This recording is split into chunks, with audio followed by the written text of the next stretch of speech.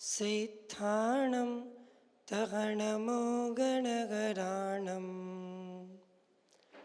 अच्छावैवगाणं साहूणं चैव सौवेसिं तेसिं विशुद्धदंसन नाणपहाणासमं समासिच्छ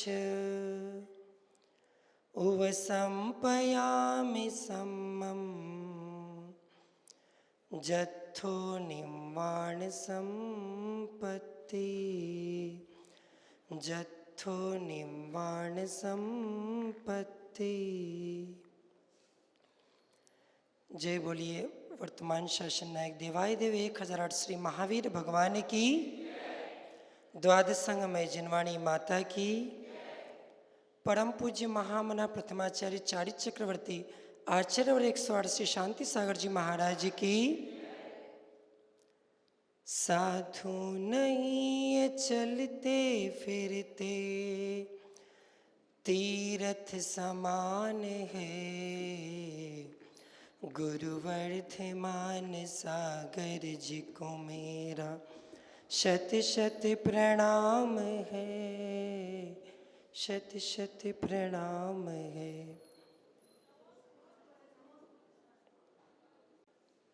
जय बोले परम पूज्य वात्सल्यवर्धी गरुड़ाचार्य 108 श्री वर्धमान सागर जी महाराज की, समस्त मुनिराजों की, विदुषी आरिकमा 105 प्रशांत मती माता जी की, अहिंसा परमो धर्म की।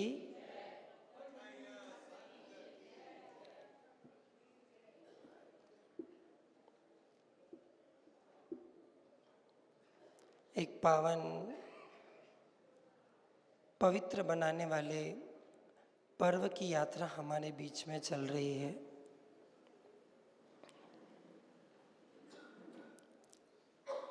जिनागम में भावनाओं की बहुत प्रधानता है और भावनाओं का संबंध भावों से होता है। हमारी चिंतन की गहराई में जैसे जैसे भाव आते हैं, कुछ भाव आते हैं और चले जाते हैं। ये भावों का आना और जाना निरंतर चलता है, परंतु कुछ भाव ऐसे होते हैं जो अपनी परछाई उस पर छोड़ करके जाते हैं, अपना चित्र उस पर छोड़ करके जाते हैं और फिर पुनः पुनः वो रिपीट होता रहता है। वे भाव बार बार आते हैं और रिपीट होते हैं, उसे ही हमारे जिनागम में भावना कहा है। अब ये भाव कैसे होते हैं? भावनाएं हमारी दो प्रकार की होती है, अशुभ भी होती है और शुभ भी होती है। कांदर्पी, कोतकुची, असुरी इत्यादि जो भावनाएं हैं, ये अशुभ भावनाएं हैं, वासनाओं को वृद्धिंगत करने वाली है, कषायों को बढ़ाने वाली है और असुरों के समान प्रवृत्ति कराने वाली है। ये अशुभ भावनाएं हमारे संसार का वर्धन करती है। अशुभ भावनाओं से आश्रय और बंध होता है और वे अशुभ भावनाएं हमारे संसार को निरंतर वृद्धिंगत करती है। परंतु इसके विपरीत जो शुभ भावनाएं हैं, वे शुभ भावनाएं हमारे अंदर भावों को शुभ रूप से परिणत कर, हमारे परिणामों को विशुद्ध बनाकर संवर और निर्जरा का कारण होती है। और वही संवर निर्जरा हमारे लिए परंपरा से मोक्ष के कारणभूत है। इसलिए अशुभ भावना नहीं, शुभ भावनाओं, कई प्रकार की भावनाएं आगम में सुनते हैं, अपन पढ़ते हैं। कौन कौन सी भावनाएं? 12 भावना, मेरी भावना, वैराग्य भावना, 16 कारण भावना जिनका प्रसंग चल रहा है, और एक तेरी भावना। जो भावना अपने को पसंद नहीं हो, जो भावना अपने को नहीं करना, तो अपन बोलते भैया ये तेरी भावना है, वो मेरी नहीं है। लेकिन अभी तो बहुत शातिश पुण्यशाली जीव जो है, जो शातिशाली पुण्यशाली इसे पद को जो प्राप्त करता है, और वो जो भावना है, उस पद को जो प्राप्त कराने वाली भावना है, हमें तो उसकी चर्चा करनी है। भावनाएं 16 कारण भावना। पूजा की पंक्ति में बोलते हैं, दर्श विशुद्धि भावना भाई, 16 तीर्थंकर पद दाय, परम गुरु हो।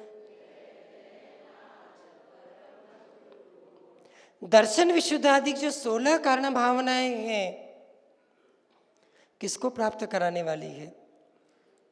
तीर्थंकर पद को। ये 16 कारण भावनाएं तीर्थंकर पद को प्राप्त कराने वाली है, जो गुरु नहीं, कैसे है?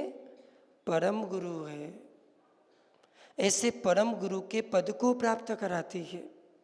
और एक नहीं 16 भावनाएं। कभी आपने सोचा ये भावनाएं 16 ही क्यों? 17 भी हो सकती थी, 20 भी हो सकती थी, कम भी हो सकती थी। 16 ही क्यों? क्या कारण हो सकता है इसके पीछे? आगम में तो 16 स्वप्न होते हैं। कौन देखता है वो 16 स्वप्न? देखते हो क्या कभी? उस 16 स्वप्न को देखने के लिए बहुत पुण्य चाहिए। पर मैं आपको ऐसा दृष्टांत बताऊंगा जिसे आप सब लोग देखते हैं, जो मेरे विचार में आया। सोना सबने देखा है ना? कौन सा सोना? सोना नहीं, सोना जिसे आप लोगों ने गले में लटका के रखा है। सोना शुद्ध कैसे होता है? 16 ताव में तप कर जैसे सोना शुद्ध कहता है, 16 कारण भाव निभाकर तीर्थंकर पद को पाता है। सोने को शुद्ध करने के लिए कितने ताव चाहिए? 16 ताव चाहिए, तभी वो सोना शुद्ध होता है। सोचा मैंने, लौकिक में ऐसी कौन सी वस्तु है जो शुद्ध यदि 16 ताव से होती है, तो उस अलौकिक पद को प्राप्त करना है तो उसके लिए भी ये 16 कारण भावनाएं हैं। 16 कारण भावनाओं का संबंध शायद ये हो सकता है, इससे विशुद्धि बनती है। आयुर्वेद में एक श्लोक आता है, मर्दनम गुणवर्धनम। क्या? मर्दनम गुणवर्धनम। भावनाएं 16 है। पहली भावना कौन सी है? दर्शन विशुद्धि भावना। बोले दर्शन विशुद्धि भावना अति आवश्यक है। यदि तीर्थंकर पद को प्राप्त करना है तो दर्शन विशुद्धि भावना जरूर चाहिए, लेकिन उसके साथ बाद की भावनाएं कोई एकाध भी हो, परंतु सारी भावनाएं साथ साथ चलती है। दर्शन विशुद्धि भावना उस तीर्थंकर प्रकृति का बीज है, और उस बीज के बाद बाकी की भावनाएं उसको भावित करती है, बार बार उसको पुट देती है। जैसे आयुर्वेद में दवाइयों को कोई शास्त्र पुटी होती है, कोई सत पुटी होती है। ये क्या है पुट? ये पुट क्या है? ये पुट है भावना। उसको भावित अर्थात उसके अंदर शक्ति उत्पन्न करती है, उस औषधि के अंदर वो ऊर्जा उत्पन्न करती है। तो दर्शन विशुद्धि भावना के साथ बाद की जो भावनाएं हैं, उस दर्शन विशुद्धि भावना में विशुद्धि उत्पन्न करती, विशुद्धि के पूट देती है, उस दर्शन विशुद्धि भावना को शक्ति प्रदान करती है। इसलिए बाद की भावनाएं भी दर्शन विशुद्धि भावना, क्योंकि मात्र दर्शन विशुद्धि भावना से को भाने से आज तक किसी को तीर्थंकर प्रकृति का बंध नहीं हुआ है। 16 दर्शन विशुद्धि भावना के साथ इन बाकी भावनाओं को भाने पर ही तीर्थंकर प्रकृति का बंध होता है। नाम कर्म की कितनी प्रकृतियां हैं? 93 प्रकृतियां हैं। 93 प्रकृतियों में 92 प्रकृतियां ऐसी है, कहते बंध तो जो गए वो संसार का कारण है, बंध तो संसार में रुलाता है। तीर्थंकर प्रकृति भी नाम कर्म की बंध प्रकृतियों में है, लेकिन वो ऐसी बंध प्रकृति है, बाकी की 92 प्रकृतियों को पूजा नहीं जाता है, लेकिन ये एक प्रकृति ऐसी है जो बंध रूप होकर के भी पूजनीय है, वंदनीय है, क्योंकि ये संसार को प्राप्त कराने वाली नहीं है, ये प्रकृति तो संसार से छुड़ाने वाली है। 3 लोक के जीवों के कल्याण की भावना करने वाली है, 3 लोक के स्व और पर दोनों की कल्याण की भावना इसके अंदर निहित है। ऐसी शुभ यह तीर्थंकर प्रकृति को, शातिशय पुण्य प्रकृति को देने वाली है। ऐसी भावना हम लोग पा रहे।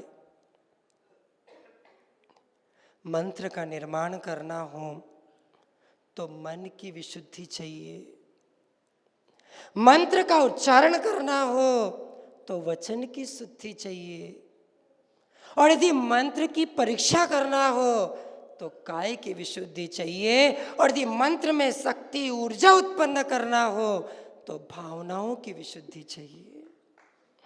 यदि भावनाओं की विशुद्धि नहीं होगी तो कभी भी ऐसे शातिशय पुण्यशाली ऐसी प्रकृति को प्राप्त नहीं किया जा सकता।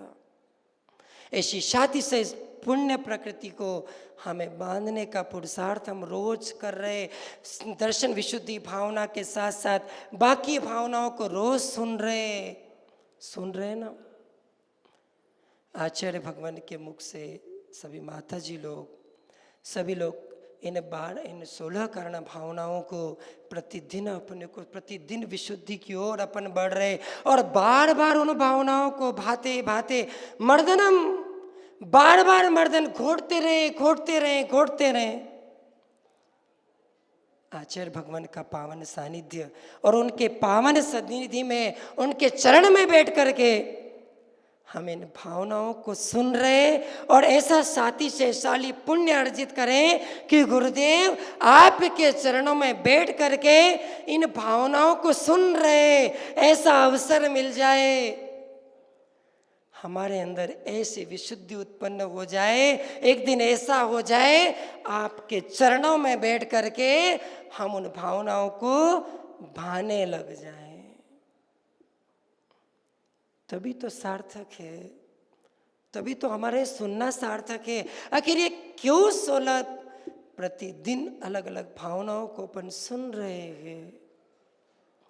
ये भावनाएं यदि शुभ होगी तो भवनाशिनी होगी, और अशुभ होगी तो भववर्धिनी।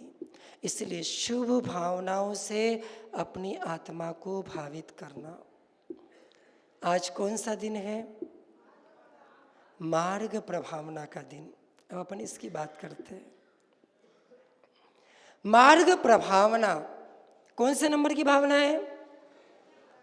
15वें नंबर की। मन में सोचा इस मार्ग प्रभावना को 15वें नंबर पर क्यों रखा? हर चीज का कोई ना कोई रीजन होगा।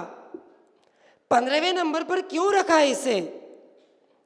भावनाएं 16, एक दर्शन विशुद्धि और बाकी की 15, एक और बाकी की 15, और बाकी की 15 यदि किसी में समाहित है तो इस मार्ग प्रभावना के अंदर समाहित है। मार्ग प्रभावना के अंदर सब विनय, संपन्नता, शील, व्रतों में अनतिचार, अभीक्ष्ण, ज्ञानोपयोग, संवेग, शक्ति, तप, त्याग, साधु समाधि, वैयावृत्त करण, अरत भक्ति, आचार्य भक्ति, बहुशुद्ध भक्ति, प्रवचन भक्ति, आवश्यक अपरिहार्य, सब यदि सब कुछ यदि निहित है तो वह इस जिन शासन की, इस मार्ग की प्रभावना में निमित्त है। इसीलिए ये 15वें नंबर की भावना बहुत महत्वपूर्ण है। इसलिए ये 15वें नंबर की भावना का आज प्रसंग है, मार्ग प्लस प्रभावना। मार्ग क्या? कौन सा मार्ग? जिस पे हम चलते हैं, दिन भर दौड़ते हैं, गाड़ियाँ ले ले करके चलते हैं, वो मार्ग है। हाँ, कोई गांधी मार्ग है, कोई सूरजपोल जाने का मार्ग है, कोई दिल्ली गेट जाने का मार्ग है, सारे तो मार्ग है ना। और उस मार्ग पर अपन प्रभावना के लिए जाते ही हैं, नहीं जाते क्या? बोलो ना, जुलूस निकलता है, जाते जाते तो बोले कहाँ जाना, दिल्ली गेट जाएंगे, सूरजपोल जाएंगे, वही जाना है ना। आचार्य देव ने यहाँ उसकी बात नहीं की है। ये सारे लौकिक मार्ग है, इन लौकिक मार्गों की बात नहीं है, ये तो उस अलौकिक मार्ग की बात है जो मेरे लिए इष्ट है, जो मेरे कल्याण का कारण है, जो मेरे हित को लगाने, मेरे हित में रखने वाला है। ऐसे मार्ग की प्रकृष्ट भावना, प्रभावना, प्रकृष्ट भावना करना, ऐसे मार्ग को प्रकाशित करना, वो है मार्ग प्रभावना। अब ये मार्ग प्रभावना किससे होगी? आचार्य अमृतचंद स्वामी ने पुरुषार्थ सिद्धि उपाय में बहुत बढ़िया कारिका कही, आत्मा प्रभावनियो रत्नत्रय तेजसा सततमेव दान तपो जिन पूजा विद्यातिशयश्च जिन धर्म। आत्मा की प्रभावना रत्नत्रय से होती है, और दान, तप, जिन पूजा और विद्या का अतिशय, इससे जिनेंद्र भगवान के धर्म की प्रभावना होती है। अब दोनों में से हम किसकी प्रभावना करेंगे? हम किससे कर सकते हैं? बोलो, किससे कर सकते हैं अपन? दोनों से कर सकते हैं ना। अच्छा, अभी किससे कर सकते हैं? बाद वाली चार, पहली वाली नहीं। पहली वाली किनके लिए है? आज प्रातःकाल आचार्य भगवान ने हमसे कहा, आज आपको मार्ग प्रभावना पर बोलना है। मैंने गुरुदेव से कहा नहीं, लेकिन सोचा भगवान मुझे तो इस पे बोलना है, लेकिन आप तो अवाग विसर्गम वपुषा मोक्ष मार्ग निरूप्यंतम, आप तो बिना बोले ही उस मोक्ष मार्ग की प्रभावना करने वाले हैं, आपको तो बोलने की आवश्यकता नहीं है, मुझे तो उससे के लिए बोलना पड़ेगा। आपकी जो मुद्रा है रत्नत्रय के द्वारा, आप तो अपनी मुद्रा से ही उस मार्ग की प्रभावना करने वाले हैं। एक बार जब हम ब्रह्मचर्य अवस्था में थे, तब हम आचार्य श्री का सनावद में पधारना हुआ था। सन 2002 की बात है। मेरे एक सहपाठी, उस समय ब्रह्मचर्य अवस्था में था, सहपाठी भाई आया, मिलने के लिए आया था। उसने बोले, आपके जैन शासन में क्या विशेषता है, आप कैसे चले गए उसमें? मैंने उससे पूछा, मैं कुछ प्रश्न पूछूं? बोले हाँ पूछो। मैंने कहा, भैया राम जी कैसे थे? उसने मुझे बताया, राम जी का मंदिर, उसमें राम, सीता, लक्ष्मण जिनकी प्रतिमाएं विराजमान थी। मैंने पूछा, कृष्ण जी का कृष्ण जी कैसे थे? उसने मुझे कृष्ण जी का मंदिर बताया, मुरली वाले कृष्ण जी की मूर्ति वहां विराजमान थी। मैंने उससे पूछा, ब्रह्मा जी कैसे थे? वो मुझे ब्रह्मा जी का मंदिर दिखाया, जिसमें चतुर्मुख ब्रह्मा जी की प्रतिमा विराजमान थी। मैंने उससे पूछा, महेश जी का मंदिर कैसा है, महेश जी कैसे थे? उसने मुझे शिव जी का मंदिर बताया, बोले महेश जी ऐसे थे। मैं अपनी बात पूरी करता, उसके पहले उसने मेरे से प्रश्न कर लिया। बोले भैया आप भी तो बताओ, आपके आदिनाथ भगवान कैसे थे, आपके शांतिनाथ भगवान कैसे थे, आपके महावीर भगवान कैसे थे। मैंने उससे एक जवाब बताया, गुरुदेव की ओर दृष्टि करके कहा, भैया आदिनाथ भगवान ऐसे थे, शांतिनाथ भगवान ऐसे थे, महावीर भगवान ऐसे थे, वो ऐसे चलते थे, वो ऐसे दिखते थे, वो ऐसे खाते थे, वो ऐसे बोलते थे, वो जो कुछ भी थे वो ऐसे थे। ये ऐसा जिन शासन है जहां पर रत्नत्रय के द्वारा ऐसे भगवंत चलते, साधु नहीं ये चलते फिरते तीर्थ समान है ना। चलते फिरते तीर्थ जो अपने रत्नत्रय के द्वारा इस मुद्रा को धारण करके, इन जिन शासन में जिनेंद्र भगवान की मुद्रा को धारण करके जो जिन शासन की प्रभावना कर रहे, ऐसी मुद्रा को धारण करके, और हमारे लिए अब आया प्रसंग दान, तप, जिन पूजा और विद्या का अतिशय। रोज प्रतिदिन सुन रहे, दान के बारे में सुनना, शक्ति तस त्याग, तप के बारे में सुना, शक्ति तस तप, जिनेंद्र भगवान की पूजा, अरत भक्ति भावना, 3। अब चौथा रहा विद्यातिशय। विद्या का अतिशय क्या, विद्या के अतिशय से कैसे जिनेंद्र भगवान की प्रभावना करना, और वो किसके लिए। साधु जन तो अपने ज्ञान के द्वारा करते ही हैं। एक प्रसंग था, जिस शासन पर विपत्ति आई, निकलंक स्वामी ने अपने प्राण न्यौछावर कर दिए। अकलंक स्वामी ने परवादियों के मत का खंडन किया, विद्यानंद स्वामी ने किया, समंत्रभद्र आचार्य देव ने किया, नेमिचंद्र आचार्य देव ने किया। क्या कहा उन आचार्यों ने, पलायध्वम पलायध्वम रे रे तार्किक दिग्गजा। क्या कहा, पलायत्वम पलायत्वम रे रे तार्किक दिग्गजा नेमि चंद्र समायात शादवाद वन केसरी। क्या अर्थ होता है इसका, अरे भागो, अरे भागो, अरे तार्किक दिग्गजों भागो, नेमि चंद्र रूपी सिंह आ गया है, नेमि चंद्र रूपी शेर आ गया है। इसलिए अर्थात क्या, वह हमारे इस मत का खंडन करने के लिए आ गया। उनके सामने परवादी चले गए, उनके मत का खंडन हो गया। आचार्य कुंद भगवान जब गिरनार यात्रा के लिए गए संग सहित, कुछ वस्त्रधारी साधु भी वहां पर आ गए, बोले पहले हम वंदना करेंगे। दोनों पक्षों में विवाद छिड़ गया, निर्णय किया गया पहले कौन गिरनार की वंदना करेगा, कौन करेगा। तब दोनों पक्षों ने निर्णय लिया, ये अंबिका देवी है, इनसे पूछा जाए, ये जिसके लिए कहेंगे पहले वो गिरनार जी की वंदना करेंगे।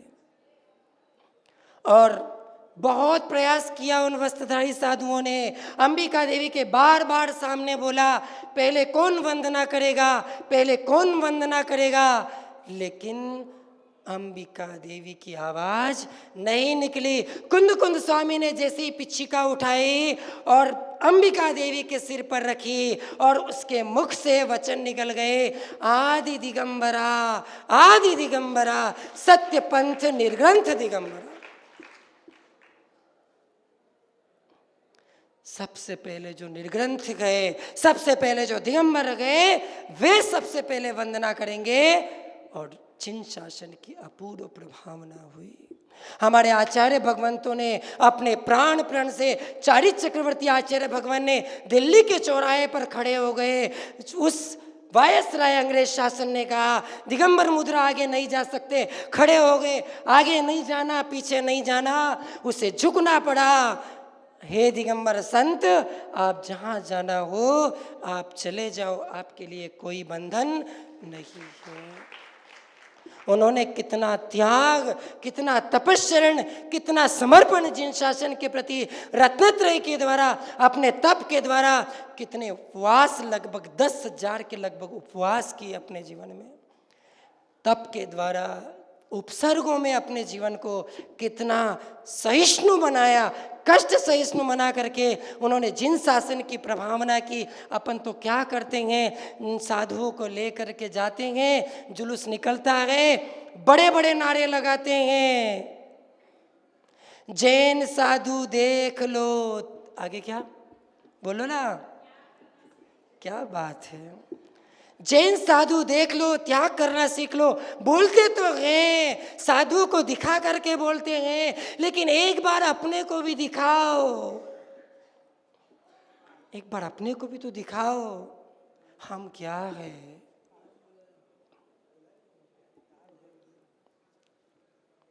पूज्य मुनिवर को गुरुवर संबोधन के लिए गए हैं और उनकी समाधि की साधना अपन यही भावना करें, बहुत दृढ़ता है उनके अंदर। ये भी जिन शासन की प्रभावना है, जिन शासन की प्रभावना देख सकते हैं इसे, इतने कितनी तकलीफ पीड़ा, लेकिन मुंह पर ऊ तक नहीं है, कभी उन्हें आकुल व्याकुल होते नहीं देखा है। कितनी दृढ़ता उनके अंदर। गुरुदेव आते हैं, गुरुदेव उनको नमोस्तु करते हैं तो तुरंत पीछे गुरुदेव वो ऐसे मुस्कुरा करके कहते हैं, गुरुदेव आप मुझे नमस्कार क्यों करते हैं। और गुरुदेव की देखो आप निष्प्रता, गुरुदेव उनको पहले नमस्कार करते हैं, वो हंस करके कहते हैं, गुरुदेव आप ऐसा क्यों कर रहे हो। छपक बड़ा होता है, ये गुरुदेव का बड़प्पन है। बार बार जितनी मार जाएंगे गुरुदेव, उन्हें इतना लगता है कितना त्याग। ये जिन शासन में हमारे साधु जनों का जो त्याग समर्पण, इसको बोलने की आवश्यकता नहीं है। लेकिन हमको देखो, कहते हम जैन गए, हम कुछ नहीं खाते। लोग कहते हैं, मैं नहीं, लोग कहते हैं ये जैन लोग रात को नहीं खाते, पानी छान के पीते हैं, ये कंदमूल नहीं खाते। लेकिन कभी कोई धीरे से आपको पूछ ले, आप क्या कहोगे। हमें तो सब चलता है। लोगों से कहते हैं, लोग ये जानते हैं, जिन शासन की प्रभावना, लोग ये कहते हैं जैनी लोग ऐसे होते हैं, जैनी लोगों का कितना त्याग होता है, जैनी लोग पर्यूषण में कितना तपस्या करते हैं। लेकिन जैनी भाई एक बार अपने हृदय से पूछे, मैं अपने जिन शासन के लिए क्या करता हूँ। बड़ी बड़ी बोलियां लेने से जिन शासन की प्रभावना नहीं होगी, बड़ी बड़ी मीटिंगें करने से जिन शासन की प्रभावना नहीं होगी, बड़ी बड़ी रैलियां करने से जिन शासन की प्रभावना नहीं होगी,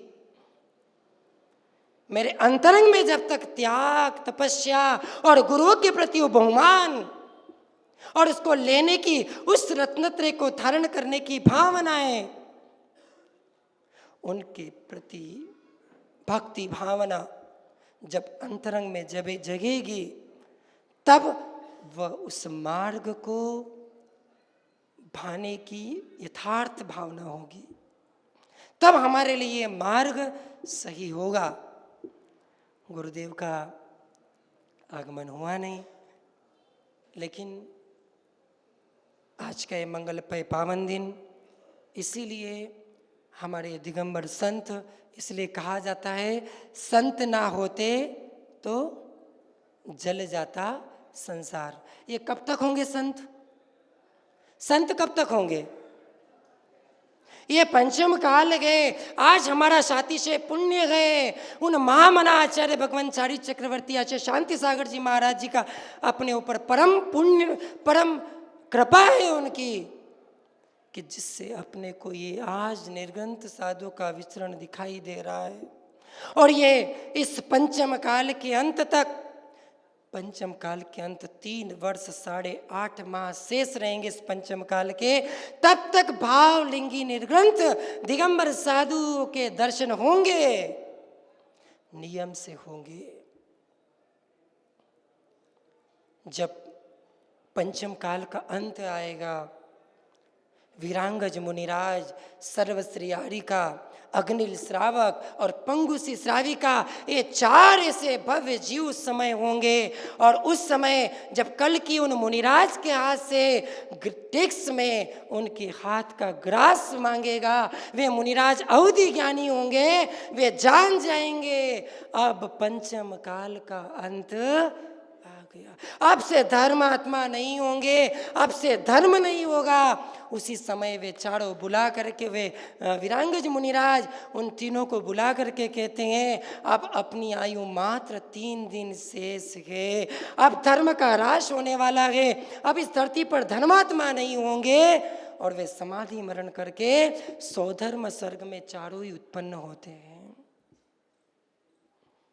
कितनी महिमा जिन शासन की है, हमें जिन शासन पर गर्व होना चाहिए, जिन शासन की प्रभावना इससे होती है। मीडिया आज आपके बीच में है, कहते हैं हम लोग मीडिया से जिन शासन की प्रभावना हो रही है, लेकिन प्रभावना के कार्य करेगा कौन? मीडिया करेगी या आप करेंगे? गुरुदेव की वाणी सुनने को मिलती है, गुरुदेव वाणी बोलते हैं, मीडिया माध्यम है, मीडिया स्रोत, मीडिया उसका स्रोत नहीं है। मीडिया के माध्यम से हम जिन शासन की उस प्रभावना को बढ़ा रहे, वृद्धिंगत कर रहे, हमारे द्वारा कोई ऐसा कार्य नहीं हो जिन शासन की प्रभावना में तन से मन से फुहड़ता नहीं हो, धन की लोलुपता नहीं हो, दिखाने की भावना नहीं हो, दिखाने के लिए नहीं। आज हमारा धर्म केवल दिखावे तक सीमित हो गया। आज हमारा तपस्रण दिखावे के लिए हो, पुरुषार्थ चल रहा है। आज केवल मात्र नगर नगर में पाठशाला की आवश्यकता नहीं है, लेकिन जिस दिन घर घर में पाठशाला होगी, माता पिता संस्कारित होंगे, माता पिता जिनवाणी का स्वाध्याय करेंगे, तो हर घर घर में पाठशाला हो जाएगी, हर घर घर में विद्या का अतिशय उत्पन्न हो जाएगा। हमारे जीवन में वो विद्या का अतिशय जागृत हो, हम भी जिन शासन की, जिन मार्ग की प्रभावना में अपने दायित्व को समझें, अपने कर्तव्य को करें, तो ही हमारे लिए ये मार्ग प्रभावना, षोडश कारण भावना को मनाना सार्थक होगा। हमारे जीवन में हमारे क्रियाओं के द्वारा, हमारे कार्य के द्वारा ऐसा कुछ भी नहीं हो। रत्नत्रय को धारण किया, जिनेंद्र भगवान का बाना धारण किया, लेकिन इस बाने को देख करके औरों को भी इस मार्ग पर आने की भावना बने, ऐसा रत्नत्रयधारियों के लिए हमारे आचार्य भगवंतों ने उपदेश दिया और श्रावक जनों के लिए किया कि दान, तप, पूजा, सठ आवश्यक ऐसे कार्य को करो, जिन शासन प्रभावना के ऐसे कार्य को करो, लोगों को देख करके भी उसके अंदर ऐसा भाव उत्पन्न हो, तो ही हमारे लिए ये जिन शासन की सच्ची प्रभावना होगी, तो ही मेरा ये योगदान होगा। अज्ञानति मेरा व्याप्ति मपाकृति यथायथम, जिन शासन महात्मा